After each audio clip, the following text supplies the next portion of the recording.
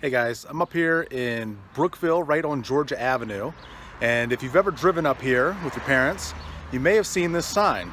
August 26, 1814, Brookville claims to be capital for a day.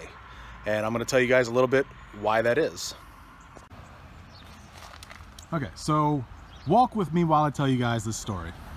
So during the War of 1812, the British Army swept into Washington, D.C. following the Battle of Bladensburg.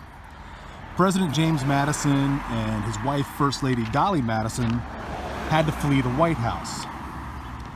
Well, on the way out, Dolly Madison ordered a 15-year-old slave, Paul Jennings, to save a portrait of General George Washington.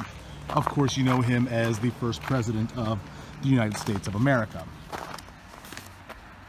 So the Madisons first fled into Virginia, but they quickly turned around in hopes of meeting up with United States military in Maryland. As night fell on August 26, 1814, the president's carriage arrived right here in Brookville, Maryland, right here in Montgomery County.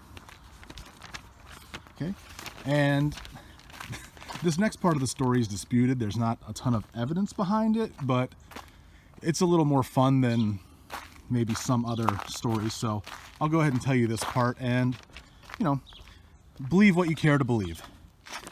So the first house Madison tried belonged to a man named James Pleasant. And he said no. He didn't want the president staying in his home. So imagine that.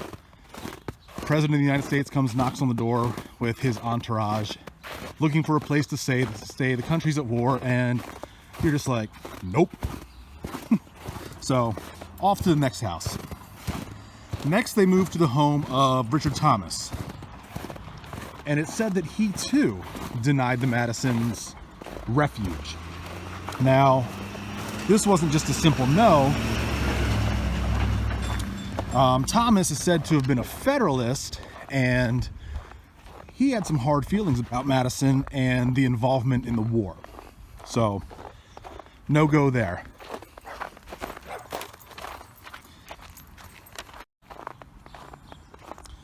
So stop number 3 for the Madisons was right here on your left, the home of Caleb Bentley.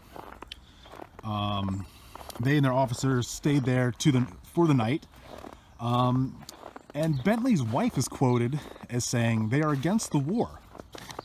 They were Quakers. They were, non-violent, but they would shelter those who needed refuge. So even though they were against the war, they still took the president in for the night. Now, the next day, President Madison received word that the British had exited Washington and were heading to Baltimore.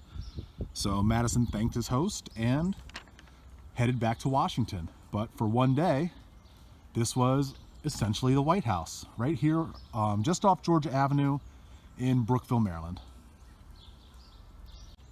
So I hope you guys found this at least a little bit interesting as we talk about the War of 1812.